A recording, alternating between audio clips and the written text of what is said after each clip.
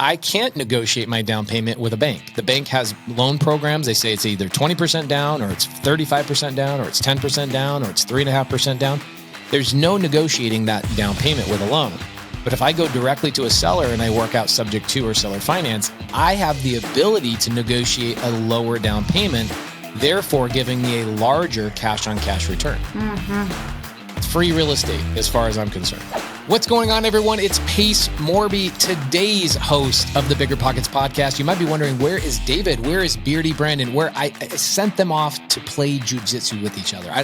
Is that what you say? You say play jujitsu?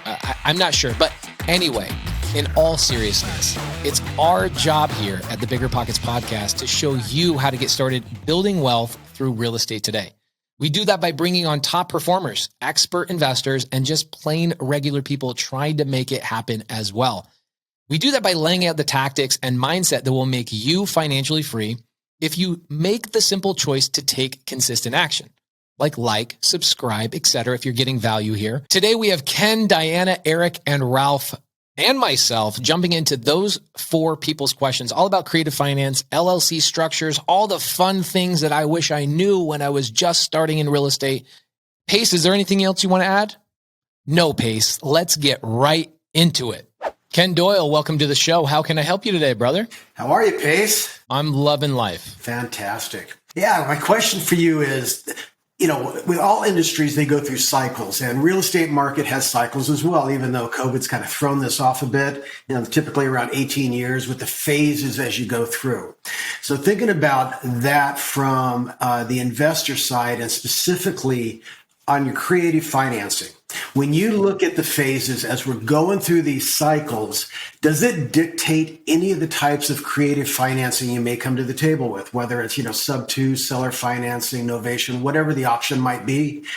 Or is it strictly driven by the problem you're trying to solve for the homeowner? That's a great question. So what you're asking is, do you make a determination of what strategy you use based on the seller's needs, or does the market typically determine that? So what options you're talking about is you're talking about subject to, right? Taking over somebody's existing mortgage, transferring the deed to your name. You're talking about seller finance, where the seller creates an agreement with you where they become the bank and you hold the deed and make payments to that seller over time, or a novation agreement, which is primarily used for a fix and flip, a creative finance fix and flip. The answer is really interesting. So if you look at seller finance versus subject to, they are really, really similar to each other, right? We're going to the seller and we're saying, hey, I would like to work out terms with you on your house rather than me paying it all the way off. In a market where people don't have a lot of equity in their homes, subject to becomes one of these massive, massive power moves. So usually in a distressed market, subject to is super, super strong. So the market does dictate that because people have low equity. If people have low equity, the likelihood of them just saying, hey, look, take over my house, I'll give you the deed, that is really, really high. Now, in a market like this, right now, here we are, October of 2021, market is super high. And what does that mean? It means that a lot of sellers have a tremendous amount of equity. And when that's the case, sellers ultimately are way more willing to sell on seller finance. So we're seeing a switch. So 2 years ago, I'd say 70% of our acquisitions in the creative finance world were subject to. Now that has swapped to be more like 60% are seller finance. It's almost flip-flopped the opposite way. And the reason being is because now I'm negotiating against the seller's equity in a seller finance situation. So absolutely, the market dictates, how we approach that because of their equity going up and down. Now, in a novation agreement, novation agreement is flatlined all the way through, right? A novation agreement, we use it for the same reasons all the way through. And the answer to your question is the market usually dictates whether I'm using subject to more often or if I'm using seller finance more often. Hopefully that answers your question. Absolutely. That was fantastic. Now, do you have any follow-up questions? I do have a follow-up. So thinking about the four phases in real estate, and if you're looking at textbook, I don't know if we're in textbook. I mean, do we fall, do you think, in kind of the recession phase right now? I mean, how do you view that, and what should we be looking at going into 2022? The main thing that I look at, and I was in the market in 2006, 2007 as a contractor. So I had a different viewpoint, right? The people who were hiring me to build homes and do construction work, they had so many jobs. I was booked out for like 2 years. What I realized is a lot of the jobs that I was doing as a contractor were houses that nobody was actually moving into. What these builders were doing is they were pre-selling lots, and there was all these people playing all these games. So it was a fake, fictitious Fugazi situation going on. Right now, we have a true supply and demand issue, right? A true supply and demand issue. I think even if interest rates tick up a little bit, the market is still going to continue to be hot because what do we have? A deficiency of nearly 4+ million homes. And the homes that we're renovating and the homes that we're selling, there's a family moving in every one of these people. So we have a lack of supply. And at the end of the day, supply and demand really dictate what the market is doing. A black swan event like COVID didn't slow us down. It only heated us up. It was I've never seen anything like it. I think we made about $6 million last year just in the appreciation of our rental properties. $6 million, if you can believe that. So we don't look at that as something we can bank on or something that we're super excited about because we just look at, hey, the market is going to cycle. At some point, it is going to slow down or have a pullback. But we feel, me, my colleagues, my partners, and the people that we do research with, we feel like we're not going to have any slowdown for at least 36 months. Yeah. In fact, we actively have about 25 fix and flips going on at any given time. 5 or 6 of those are acquired with creative finance. The other 20 are acquired through, some sort of private lending of some sort. We decided we're going to go from 25 active projects to 30 active projects just because we're so confident in what's going on in the retail market. Yeah, it is crazy. And I would say from our wholesale business, where a lot of our contracts are selling in our wholesale business, those are going to hedge funds, people that there's so much cash in the market right now because the hedge funds are saying, we believe that the market's going to continue to soar and soar and soar. And they are partly, to blame for the manipulation of the market a little bit, but really they see what we see, or rather I should say we see what they see because they're ahead of the curve on us. They do way more research. They have way more money, way more resources. But they're pouring their money into real estate right now because they know even if they buy over retail, okay, and I'll tell you a really interesting thing that just happened to us. They're paying over retail on houses right now, and they're happy to do so. We just sold a house to Open Door. Okay, we sold a house to Open Door, and the retail value of the property was $350,000. They paid $399,000 sight unseen. They waived appraisal. They waived their inspection, bought it as is, $399,000. They never even saw the house.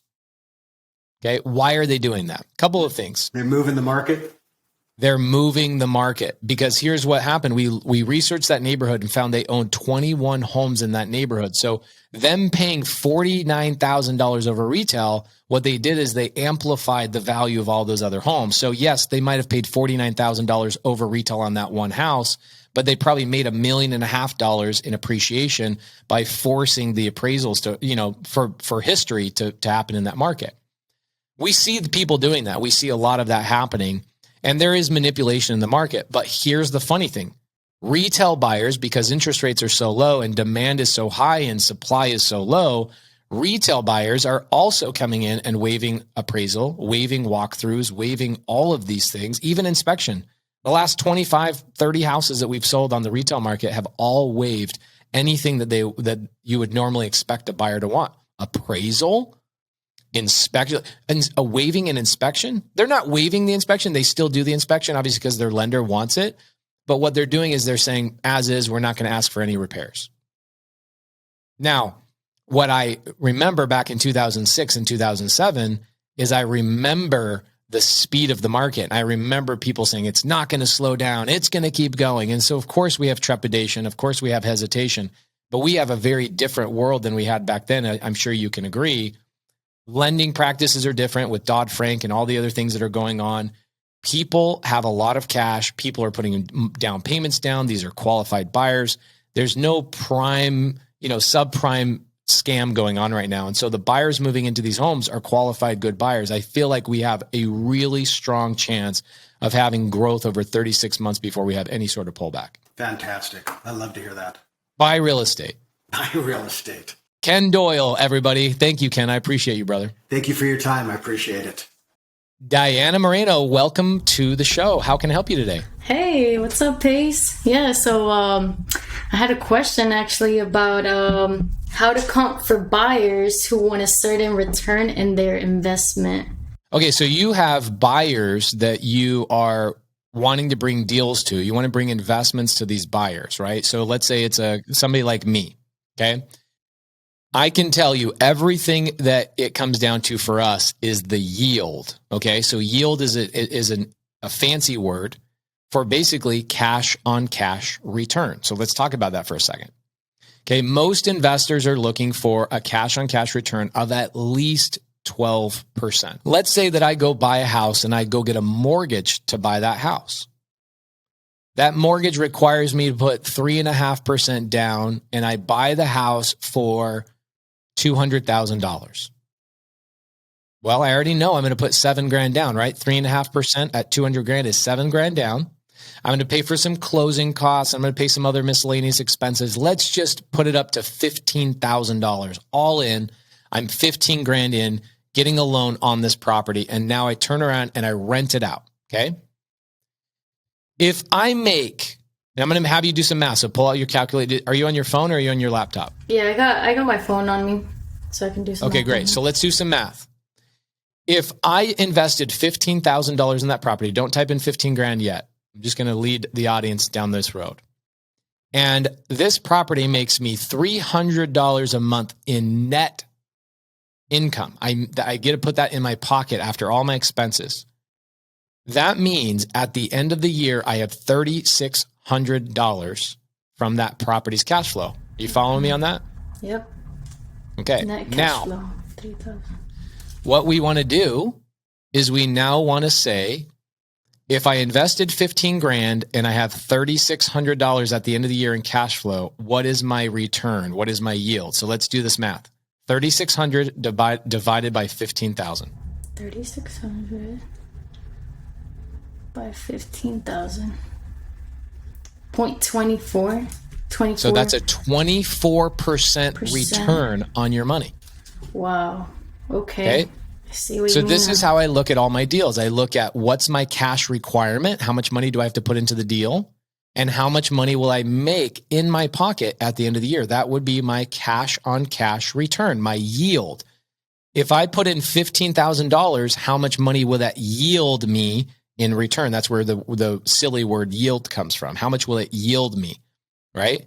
So cash on cash return is the single most important way to comp a house for a buyer. You're going to look at it from their side of things and you're going to say, how much cash is going to have to be invested in this property and how much money will they make year over year? And you divide those numbers and it comes out with a percentage. I know Brandon Turner, who's the main host of the BiggerPockets podcast, he says repeatedly over and over and over, he's happy with anything 12% and above. Yeah. So a house like that, 24% return, that's a pretty dang good return. Yeah, I'd get doubled on that return there. Right? So it's a very simple way of looking at things. And so what you want to do is when you're looking at opportunities for your buyers, the main thing I ask buyers is I will ask the buyer, say, hey, buyer, like for me, for example, I get people call me and go, hey, Pace, I want to bring you opportunities. What is your cash on cash requirement? What are you looking for to make on your yearly investment into the property? For me, I'm a little bit crazy, Diana, because I use creative finance. And so I have an unfair advantage against other people that are going out and getting loans. I will not look at a deal unless there's a 30% cash on cash return. I won't even look at it. Yeah. What I would rather do is if somebody brings me a deal that's less than 30% cash on cash return, I will wholesale that or help them find a buyer for it. But I'm not interested in a 12, a 15, a 20% cash on cash return because utilizing creative finance, we get a lot of free houses. So when I get a free house, guess what that means? My cash investment is very, very low. Therefore, my return on my cash investment is very, very high because I didn't have to put much in to get a lot out. Does that make sense? Yeah, that makes sense. That totally makes sense. And I can see why, why you would do creative finance, right? Because if you're getting 85% return on it, it's nothing. It's ridiculous. It's ridiculous. And if you look at people that are investing in the stock market, do you know what the average return in the stock market is? It's close to 7%. So if you're somebody investing in the stock market and you get a 7% return on your investment, wouldn't it be better just to be in real estate and make 12, 15, 24, 85% return? Oh yeah, no doubt. Yeah. Wow. So what I want you to do is when you go talk to potential buyers, people that you're going to field deals for and you're going to submit deals to, I want you to ask them first and foremost, what type of cash on cash return are you looking for? Yeah. And that will tell you how to go look for deals for them. Yeah. Okay. So for example, I have a deal somebody sent to me yesterday. Okay. It's a $2 million apartment complex that the seller is saying, hey, I'm willing to sell this entire apartment complex on seller finance, right? But I want $1 million down payment. He wants a 50% down payment on a $2 million purchase. So what you're then doing is you're requiring your buyer to put $1 million in cash down. So I can tell you their cash on cash return is going to be so small, it will not be worth their time. I see. Okay. Yeah. And so you'll know where to negotiate with that seller where you go, look, seller, if I put $1 million into the property, my cash on cash return is going to be very low. The most I can offer you is $150,000 down.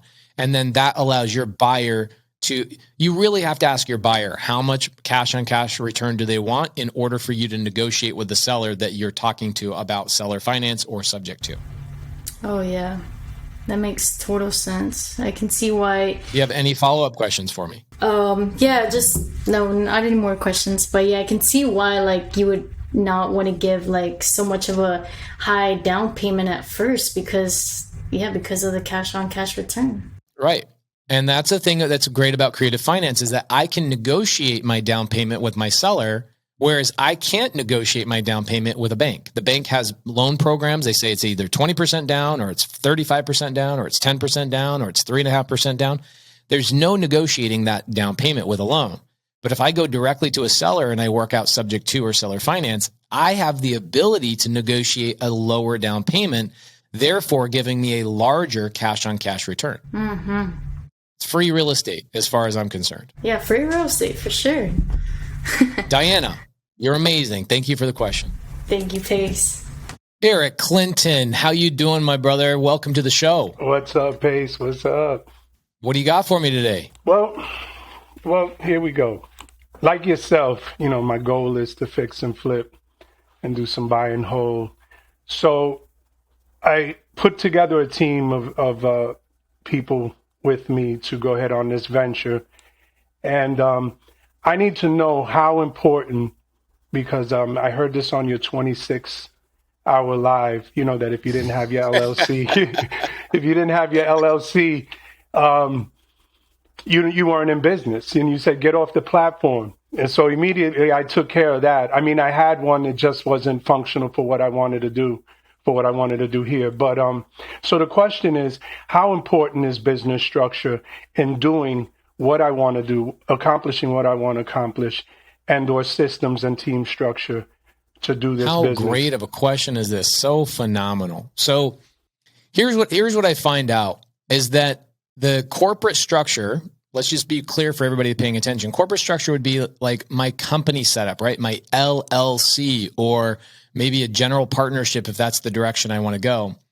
Establishing an actual business costs a couple $100, right? And I gave you a suggestion on that live. I use a company called Prime Corporate Services is who I use.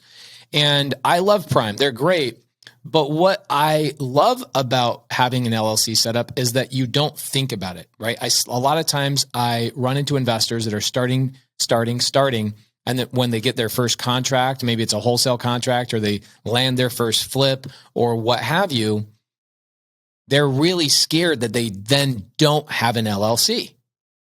And they say, should I buy this property in my personal name?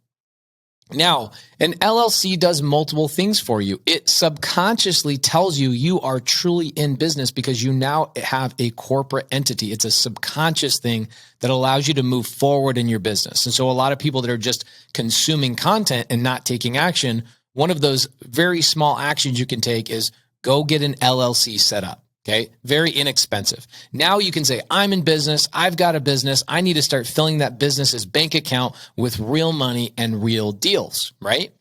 The next thing an LLC does is it protects you. So let's say you go do a fix and flip. Let's say you go do a buy and hold. Let's say you go do a wholesale deal. When you do those deals, you want to do them inside of your LLC because in the event, which it will happen, if you haven't been in a lawsuit, my feeling is you haven't been in business long enough.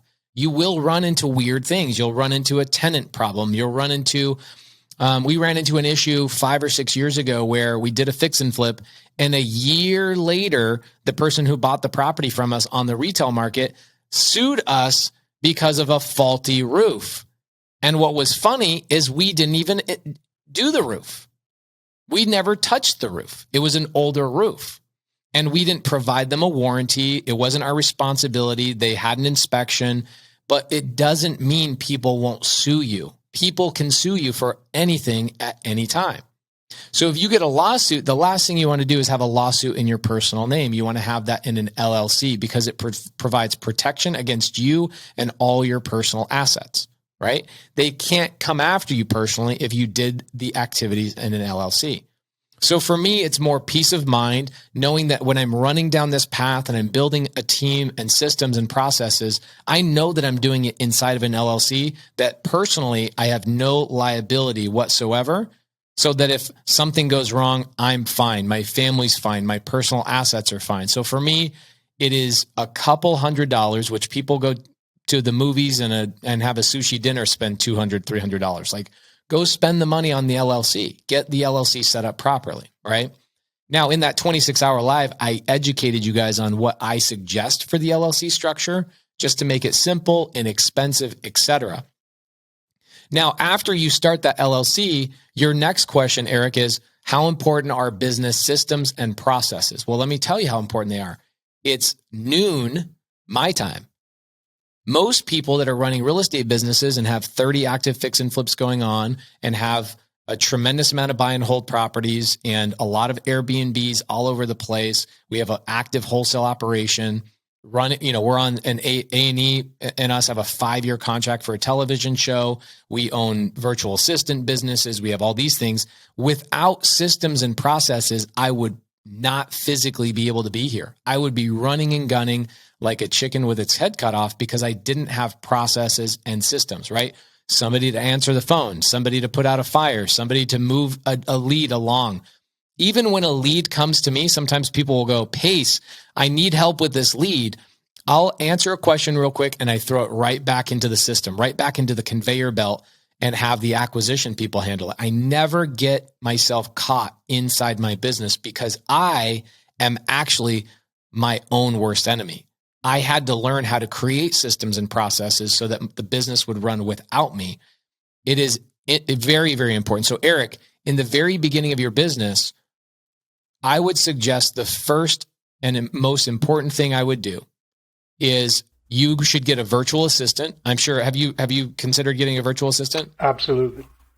Okay, so get a virtual assistant to take one task off your plate per month. And for a lot of people, if you're out there looking for deals, that could be take the cold calling off your plate. So I would suggest choose one activity per month that you don't want to do and hand it over to that virtual assistant. Train them until they can't do anymore, and then get another virtual assistant. And by the time you have 2 virtual assistants, I would then have a conversation internally and say, do I need an actual assistant or an actual employee on boots on the ground? But most investors looking for wholesale deals, fix and flips, creative finance opportunities, they're cold calling, they're texting, they're on social media looking and going through Facebook groups and looking for deals. Those are tasks that a virtual assistant can do, and those can be automated. So when you wake up in the morning, your calendar is booked with appointments to talk to sellers. That is the first thing I would do, is how do I offload those tasks so all day long I'm just talking to sellers and making money phone calls. What most people do is they make the cold calls themselves, which can be done by a $9 or $10 an hour person, even part-time. And then you hear them saying, I've been trying to get into real estate for 6 months. And I go, okay, great. What are you doing every day? What's your day look like? Well, I start out by cold calling 5 or 6 hours a day. And I go, you what? You cold call yourself 5 or 6 hours? You should not be doing that. You should offload that to a lower paying position, and they should be amplifying you on money-making conversations only. And so those systems and processes will keep your sanity. You'll make way more money, and you'll be motivated, and you'll have tons of passion. You won't feel like you'll ever burn out if you're offloading those things right out of the gate. Awesome. What do you feel like you need to outsource right out of the gate? Just that, the cold calling. There you go. I see a lot of people teaching how to cold call, how to cold call, how to cold call. I personally think cold calling is a waste of time for somebody like me. I would never do it. What I would do is, if I'm lacking budget, I would probably drive for deals, and I would call and text sellers directly. But cold calling, just hitting the phone and calling some big massive list, that's something that a virtual assistant can do. And if you don't have the budget for it, start with driving for deals, then upgrade and hire a cold caller that just sits there full time and calls sellers. In fact, my goal for you, Eric, would be, how quickly can I get somebody else setting 2 appointments a day for me every day? Now, you'll see this with me and my partners. We do this obviously in our business. Our virtual assistants can generate 2 good leads per day each. So 2 leads per day, man, those are good quality conversations with sellers. Some of them might say, I'm not, I want too much money. Well, at that point, this, Eric, you can pivot that conversation to creative finance, which is great. But let's keep it basic. You've got to have an LLC just for the subconscious, and you've got to have a virtual assistant just so you don't burn yourself out. The last thing you want to do is be 3 months, 4 months into this and go, man, I went on that vacation for 5 days and it's been hard for me to get back into cold calling and get remotivated. Have you ever felt like that before? I don't go on vacation, so no. I'm but you know what I'm saying, like a barbecue, or there. I went to a football game or whatever, right? I know what you're saying. No, hey, that's it. But that's the that's you the get thing, out of Eric. The flow, yeah. Do you deserve a vacation? Absolutely. And the thing keeping you from being on vacation is one of 2 things. It's either a lack of deals or it's a lack of systems. Both.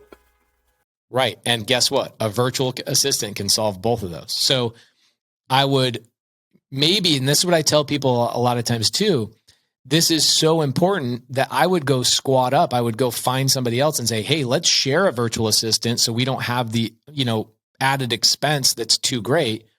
A virtual assistant's like the 1/5 the cost of an American employee. So it's a great way to go for that cold calling or texting task. And then you don't ever have to do it. And all you do is you look at your calendar every morning and you say, who am I talking to? Not who am I cold calling? Awesome. That's what's going to happen. I appreciate your that's time, what's going to happen. That was great. I hope that was helpful. I wish somebody came. I wish I could jump in a time machine and tell myself that 7-8 years ago. And that's why I asked the question. I was hustling and I was like reveling in the hustle mode and the mentality. And then I realized, man, I just spent 3 years chasing my tail when I could have just hired somebody to do a lot of these tasks. And now I can do all sorts of things. And people ask me all the time, how do you have your hands in so many things? And how are you doing so much? And I go, because other people are doing the majority of the work. I'm the one that gets to do the high level tasks, the tasks that make me the most money. That's where I focus all my time and energy. That's great. Thanks for being awesome, Pace. I always appreciate you. Always Eric, appreciate everything you do. You're the man, brother. Thank you for the question. That was awesome. You got it. Well, let's get into this. Ralph, welcome to the BiggerPockets show. Thank you so much for coming on here. You have a great question. I'm excited to answer. What is your questions for the audience? So my question is, when locking a sub-2 deal, I was wondering how you feel about adjustable rate mortgages. So I found that out recently about a guy. The deal actually didn't end up going through anyways, but it would still be good to know what the approach should be. So how do you feel about that? Phenomenal question. So let me reiterate the question for the people in the back that don't understand exactly what the question was. Your question is, Pace, how do you feel about buying a home, subject to, which means keeping the mortgage in the seller's name and taking the deed, right? Subject to. How do you feel about buying a house subject to that has an adjustable rate mortgage? And my answer is, I don't mind it, but I have an equation where I only take on 1 out of 20 acquisitions that I do in my portfolio are allowed to have an adjustable rate mortgage. Okay. So let me tell you what happened in 2008, 2009. A lot of the investors that were buying subject to, that's right, guys, subject to has been around a very long time. In fact, we know subject to has been going out back at least 100 years. People have been taking deeds on properties that have mortgages and debts on them for a very, very long time. It is perfectly legal. Just to be very clear with you guys, in future episodes of Being in Bigger Pockets, I really hope to bring on a couple of my attorneys and we can chop up some of the legalities and the fun parts of the inner workings of subject to. But let's throw that to the side. It's not illegal. It is perfectly legal. It's fun. In fact, a lot of my investors are lenders in my business, which is great. But in 2008 and 2009, the majority of my colleagues were buying subject to deals on adjustable rate mortgages. Now, at the time, those properties were cash flowing, and that's perfectly fine. If the market crashes, what do I care about the value of the house going down as long as my cash flow continues to go? Because we all know the market's going to rebound at some point. It might be 5 years, might be 20 years, whatever. Why was it so bad? In 2008 and 2009, when the interest rates rose on those adjustable rate mortgages, what happened is those properties no longer cash flowed. And now my colleagues were now hemorrhaging money on every property, and those properties were underwater. So it was a double whammy. They had no equity. In fact, they had negative equity, and they had an adjustable rate mortgage that now just turned the opposite direction. And now they're losing $200 a month, not making $400 or $500 a month. It was that dramatic. I had friends that were worth 20, 30, 40 million dollars that ended up losing just about everything. And the main reason why is because they were acquiring subject to deals on adjustable rate mortgages. And they weren't thinking what would happen if the market completely turned and the interest rates rose. So for us, we own multiple houses with adjustable rate mortgages. I'm not opposed to it. I just limit my exposure to it by limiting 1 out of 20 acquisitions into my portfolio are allowed to have an adjustable rate mortgage. So you will do it, but you don't want to have many properties. It's kind of here and there. The thing is, the adjustable rate mortgages are kind of a thing of the past. If you run into them, they're very, very rare. Back in 2006, 2005, 2007, they were everywhere. Everybody was doing adjustable rate mortgages. That's kind of an old model. Do they still exist? Yes, they do, but they're very rare. Most of the properties that you're going to run into now with subject to opportunities are going to be fixed rate mortgages. So last month, we bought a property with an adjustable rate mortgage. Now, let's look at this, okay? If I have one property and it's an adjustable rate mortgage and I'm making $300 a month in cash flow, what I do is I say, let's say worst case scenario, the interest rates go up a full percentage. Am I still cash flowing? And if I'm not cash flowing, do I have the ability to cover that cost? My feeling is if it's your first subject to deal that you're ever buying, do not buy it with an adjustable rate mortgage. I would assign it to another investor like me who can handle if the market fluctuates, right?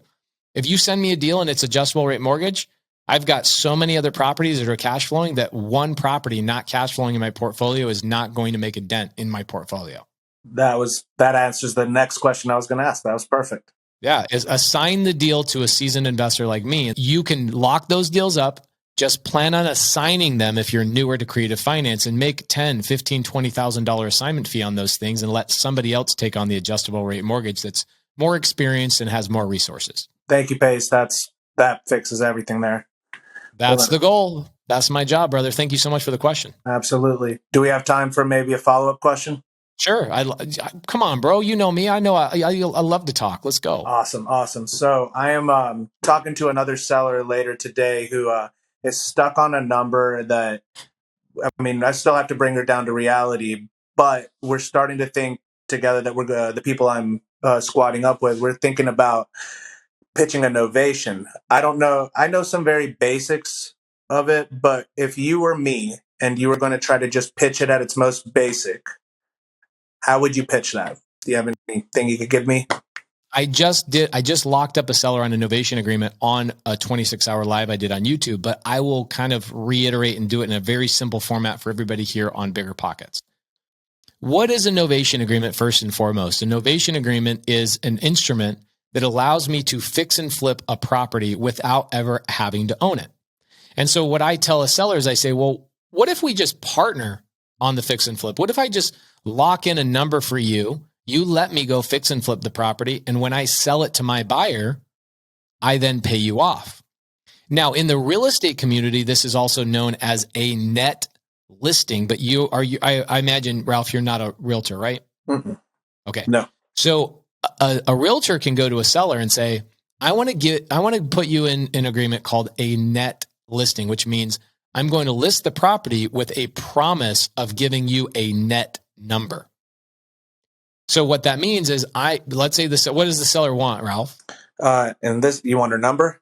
165. Yeah. Okay. So the seller wants 165. So I would tell the seller to say, look, if I can come up to your number of 165, what it's going to do is it's going to put me in a realm where I probably can't make the money I need to make. It's going to put me in a really tight area that if one thing goes wrong, I could potentially lose money. And I don't want to do that.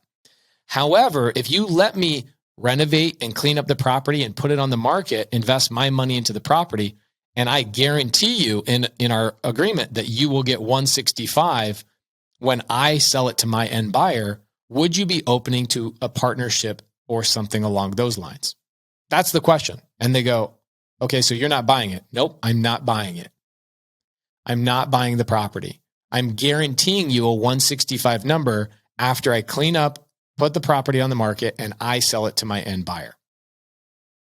Okay. In the real estate world, again, if I'm a real estate agent, I would do it a little bit different. I would say, I'm going to list your property for whatever I think I can list it for. $1 billion, $20 billion. It doesn't matter to you, Mr. Seller, because I'm going to guarantee you $165,000.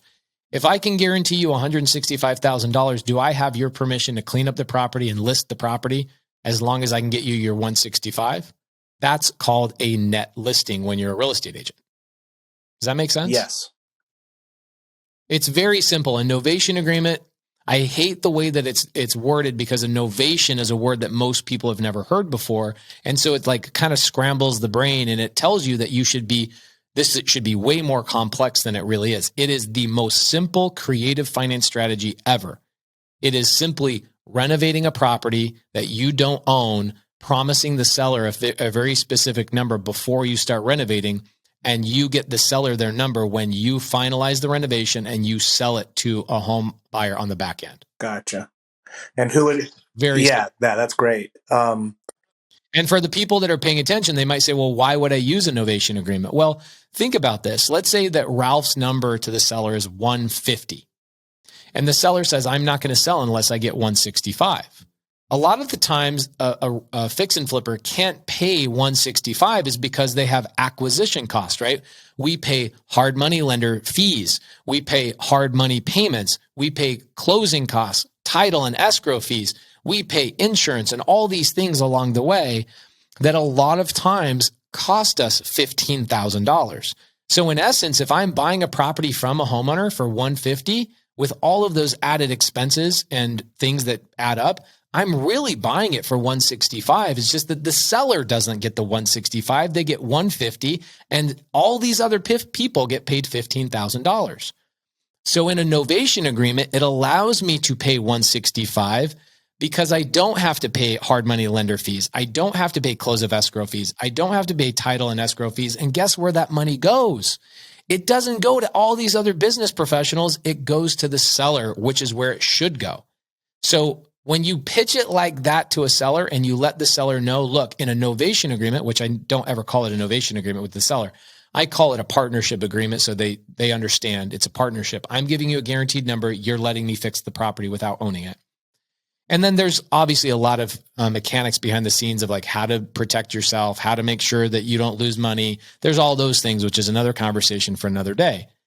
But if you just tell the seller, I can give you 165 as long as I can give you 165 and you don't force me to give you 165 and then other people another 15 grand. Why don't I give you 165 and we meet in the middle? You let me renovate the property without purchasing it, and I will guarantee that I can come up to that 165 in our agreement. Genius. I like that. It's very simple. It's logical. That's the beautiful thing about creative finance. It is truly one of the only logical way for both parties to truly win. And this is the only way that she'll do it, because I've talked her down from 180 down to that, and she's not budging from there. It's been weeks now. Yeah. So tell her, look, and go through exactly what I just told her. Say, if I bought it from you at 165, I'm really buying it for 180, and here's why. Mm-hmm. And I would love to give you 165 as long as I can give you 165 and nobody else any money. And that would require for us to have an agreement together that's a sort of a partnership. That's perfect. I'm calling her tonight. So do it. Lock it up, man. Go get the deal done. Awesome. Thank you so much. Good work, brother. Thank you for the questions. Really good. Absolutely. Thank you as well. And thank you for your time. I really appreciate you. And anytime, brother. Anytime. Thank you. Awesome. All right. Bye.